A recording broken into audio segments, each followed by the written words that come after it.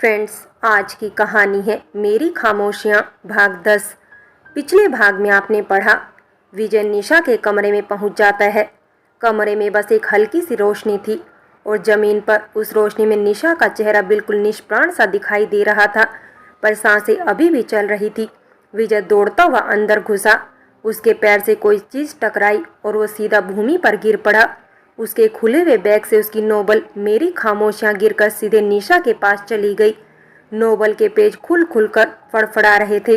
शायद वो भी लंबे समय से खामोश थे और उसी प्यार की खामोशी को तोड़ना चाहते थे। विजय की आंखें, जो पूरी तरह आंसुओं से भरी हुई थी, अब भी खुली थी। उसके हाथों के पास फर्श पर खून से लिखे हुए कुछ शब्द थे। वो आखिरी शब्द था, राजीव। अब आगे। पिछले 4 दिनों से विजय गिरिराज सिटी हॉस्पिटल लखनऊ में था। निशा को होश नहीं आया था। उस समय कॉलेज का पूरा ग्रुप ही निशा को देखने आया हुआ था। कनिका पिछले 3 दिनों से विजय को परेशान देख रही थी, लेकिन आज उसके चेहरे पर सुकून था, क्योंकि निशा के शरीर ने हरकत की थी। आज निशा की आंखें जैसे ही खुली, उसकी आंखों के सामने एक बड़ा सा हॉस्पिटल था। उसने झटके से उठना चाहा, लेकिन उसके हाथ में लगी हुई पट्टियों ने उसको रोक दिया। उसने नजरें घुमाई तो देखा उसे ब्लड दिया जा रहा था। नर्स सुनिए, निशा ने नर्स को पुकारा। नर्स ने देखा कि निशा को होश आ गया है। वह उसके पास आई और कहा, मैडम उठने की कोशिश मत करिए, अभी आपके शरीर में कमजोरी है, रेस्ट कीजिए। निशा धीरे से, कौन लाया मुझे यहाँ पर? नर्स ने निशा के एडमिट करने के पेपर्स देखकर कहा, कोई आपके दोस्त विजय है, वही लाए हैं आपको यहाँ पर। विजय लाया मुझे यहाँ पर, परेशान सी दिखने लगी निशा। नर्स ने बाहर आकर सबको बताया कि पेशेंट को होश आ चुका है, वह अब खतरे से बाहर है। यह बात सुनकर सबकी जान में जान आई, खासकर विजय की। कनिका भी विजय को अस्पताल में रखे हुए भगवान गणेश की मूर्ति के आगे नतमस्तक होते देख प्रसन्न हो गई। क्या था ये? शायद ये भी असीम प्रेम ही था उसका, जो उसके प्यार को किसी और के साथ खुश होते देख खुश हो गई। अपना दर्द छिपाकर सब एक एक करके अंदर गए। उमेश दद्दू ने तो निशा को खूब डांटा भी और आइंदा ऐसी हरकत करने से साफ मना कर दिया। साथ ही साथ ये भी कहा, अगर कभी भी उसे कोई भी दिक्कत या परेशानी हो, अपने पिता समान दद्दू को जरूर बताए। निशा अपने चेहरे का दुख छिपाते हुए सबकी केयरिंग देखकर अपनी आंसुओं को रोक नहीं पाई और वहीं रोने लगी। कनिका, मयंक और अमित के साथ साथ कॉलेज के प्रिंसिपल ने भी उसे ढांढस बंधाया, लेकिन उसने ऐसा क्यों किया, इसका उत्तर किसी को नहीं मिला। डॉक्टर ने बताया कि 1 दिन बाद उन्हें डिस्चार्ज कर दिया जाएगा। आप सब जा सकते हैं, कोई एक यहाँ चाहे तो रुक सकता है। विजय बोला, मैं हूँ, आप सब जाइए। सब एकाएक विजय के दिए गए इस जवाब से हतप्रभ थे, खासकर दद्दू। विजय ने सबकी मनोदशा को समझ लिया था। उसने तुरंत बात बदलते हुए कहा, मयंक भी मेरे साथ रहेगा। सब बात मान गए। मयंक आंखों ही आंखों में इशारे करते हुए बोला, तू तो बहुत बड़ा आशिक निकला बे। शाम हो चुकी थी, लेकिन हॉस्पिटल की चहलकदमी थमने का नाम ही नहीं ले रही थी। हॉस्पिटल के कई कमरों से छोटे बच्चों की रोने की आवाजें आ रही थी। कहीं खुशी तो कहीं गम का माहौल था। निशा का दम घुट रहा था वहां पर, लेकिन उसकी नजर खिड़की के बाहर खड़े इंसान पर थी, जो लगभग 3-4 घंटे से वहीं खड़ा था।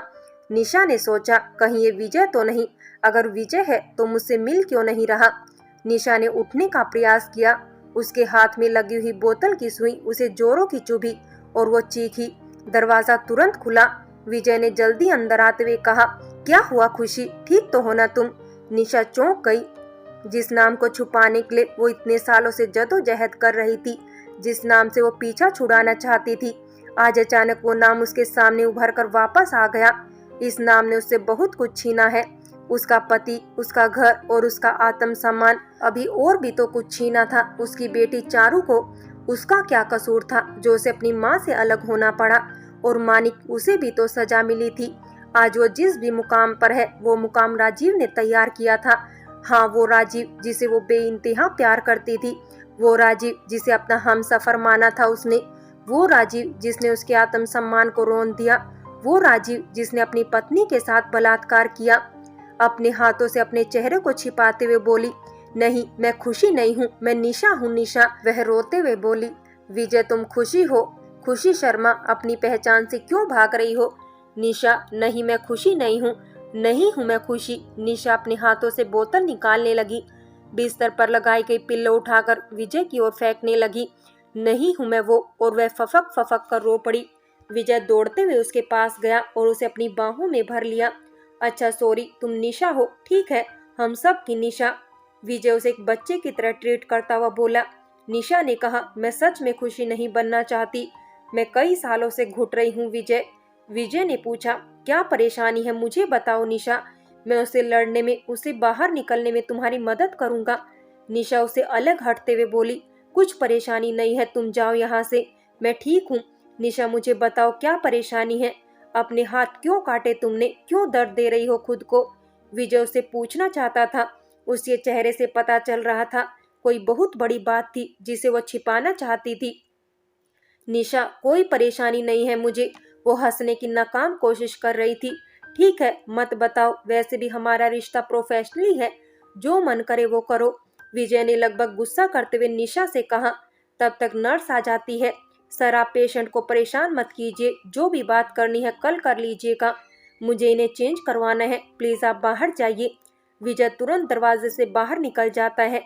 निशा को यह महसूस हुआ कि उसने विजय के साथ गलत बिहेव किया। उसे खुद पे शर्मिंदगी हुई। रात को भी वो यही सोच रही थी, कैसे भी करके वो उसे माफी मांग ले।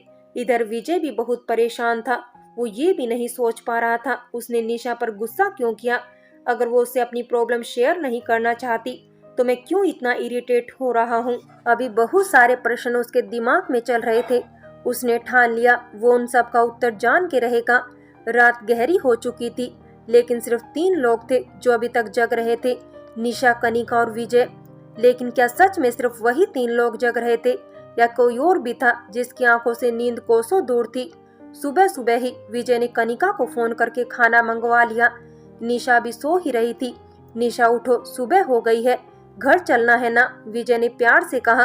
वह उसे स्पर्श करना चाहता था, लेकिन उसकी हिम्मत नहीं हुई। आवाज सुनकर निशा की नींद टूटी। वो उठने की कोशिश करने लगी। विजय ने उसे सहारा देना चाहा, लेकिन तब तक नर्स आ गई। वह उसे अपने साथ ले गई। कनिका खाना लगाने लगी उसके लिए और उसे एक एक बाइट धीरे धीरे खिलाना शुरू कर दिया। निशा कभी विजय की ओर तो कभी कनिका की ओर देख रही थी, जो उसका इतना ख्याल रख रहे थे। उसे याद आया, बिल्कुल इसी तरह वह अपनी बहन चंचल को भी खाना खिलाती थी। विजय नजरें चुराकर निशा को देखता और फिर जब वो उसे देखती तो अपना सिर किसी दूसरी तरफ कर लेता। फिर विजय ने दद्दू को फोन किया। अपना फोन निशा को पकड़ाते हुए बोला, ये लो, दद्दू कुछ कहना चाहते हैं। निशा ने फोन ले लिया और बोली, हेलो दद्दू। दद्दू फोन पर, बिटिया, जब तक तुम ठीक नहीं हो जाती हमारे घर पर रुकना है तुम्हें। निशा, नहीं, मैं कैसे रुक सकती हूँ आपके यहाँ पर। दद्दू, मैं तुम्हारा कुछ लगता हूँ कि नहीं, उसी अधिकार से कह रहा हूँ, हॉस्पिटल से सीधे विजय के साथ घर चली आना। निशा, पर मैं कैसे। पर कुछ नहीं, जैसे कह रहा हूँ वैसा ही करो। फोन विजय को दो। निशा ने फोन विजय को दे दिया और उसकी ओर विस्मयता से देखने लगी। विजय दद्दू से बातें करते हुए बाहर चला गया। उसने ऐसे रिएक्ट किया जैसे उसे कुछ भी मालूम न था। कनिका ने निशा से कहा, एक बाइट और ले लो, बस थोड़ा सा। निशा, नहीं दी, अब नहीं खा पाऊंगी, मेरा पेट भर गया है। कनिका खुश होकर, तुमने मुझे दी कहा। निशा ने कहा, इतना ख्याल तो एक बहन ही रखती है, और आप में मुझे सिर्फ दोस्त ही नहीं बहन भी दिखाई दे रही है। कनिका ने उसे गले से लगा लिया। एक पल के लिए वातावरण 2 बहनों की असीम प्रेम के गवाह के रूप में खुद को संदर्भित कर रहा था। कनिका निशा को लेकर हॉस्पिटल से बाहर आई, साथ में विजय भी था। रास्ते भर खामोशी थी उन तीनों के बीच में, सन्नाटा, ऐसे जैसे कि कोई आवाज की आवाजाही ही नहीं थी। कभी कभी गाड़ियों की बीप की आवाज सुनाई दे जा रही थी। जल्द ही वे सभी विजय के घर पहुंचे। निशा को विजय के ठीक ऊपर वाला कमरा दिया गया और उसे आराम करने की सलाह दी दद्दू ने। कनिका थोड़ी देर के लिए रुकी, फिर किसी काम के आ जाने से वो अपने घर चली गई। निशा को खुद पे शर्मिंदगी हो रही थी। वह मरने का सोच भी कैसे सकती है। पहले वो कितनी मजबूत थी, लेकिन उसके प्रेम ने उसे इतना कमजोर कर दिया। अचानक ही किसी ने दरवाजा खटखटाया। क्या मैं अंदर आ सकता हूँ? यस। अरे तुम विजय, वह उठते हुए बोली। अरे उठो मत, लेटी रहो, ये कुछ दवाइयाँ लेकर आया था, इसे खा लो, विजय ने कहा।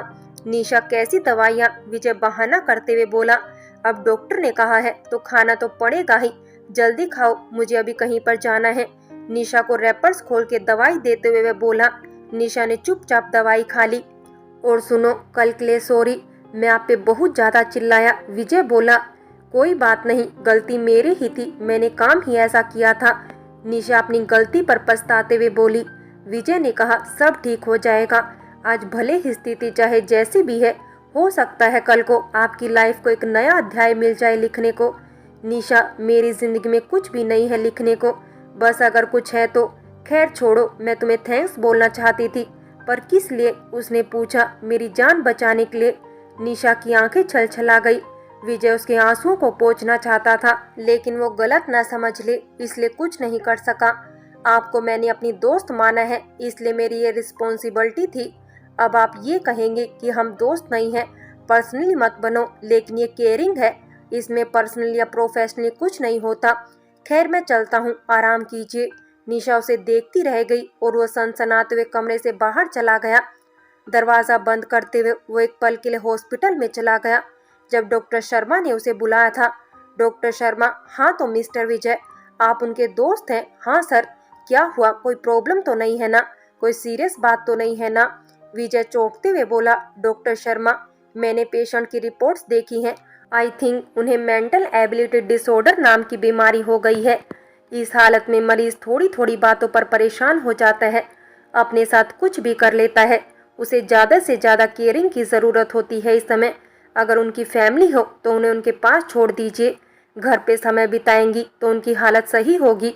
विजय परेशान होकर, ये कैसे हो सकता है, वो एक बहुत मजबूत लड़की है। विजय अपने माथे पर हाथ रखते हुए बोला।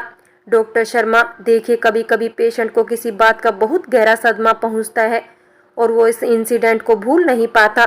मेरी मानिए, आप उनके साथ रहिए, हो सके तो उन्हें पुराने माहौल से निकाल कर बाहर ले जाइए। मैं ये कुछ दवाइयाँ लिख देता हूँ, टाइम पर देते रहिएगा, कुछ टेस्ट करने हैं, लेकिन अभी उसमें कुछ समय है, तब तक आप उनका ख्याल रखिए। किसी हारे हुए जुआरी की भांति वो मुंह खड़ा रहा। उसकी चेतना पुनः वापस आई। उसके मस्तिष्क में एक ही बात चल रही थी, ये राजीव है कौन? आखिर उसका निशा से रिश्ता क्या है? उसने ऐसा क्या किया, इसकी हालत ये हो गई? प्रश्न बहुत सारे घूम रहे थे उसके दिमाग में। अगर निशा ने अपने खून से राजीव लिखा था, इसका मतलब कहीं वो उसे प्यार तो नहीं करती। खुद के तैयार किए गए प्रश्न में खुद ही उलझ गया था विजय। उसने कुछ दिन दिल पर पत्थर रखकर खामोश रहने की ठानी और उसका पूरा फोकस निशा पर रहा। वो अब उसे खुश रखने के कई तरीके ढूंढता। रात को सोने से पहले ये प्लान करता, कल क्या नया किया जाए उसके लिए, जिससे वो खुश रहे। समय बीत रहा था। आखिरकार उसके एग्जाम भी आ गए थे, जिसकी प्रिपरेशन उसे भी करनी होती थी। निशा का नजरिया उसके प्रति बदलने लगा था। फ्रेंड्स, बाकी की कहानी अगले भाग में देखें, और अगर कहानी अच्छी लगी हो तो लाइक करें, शेयर करें और प्यार भरी कहानी चैनल को सब्सक्राइब करें।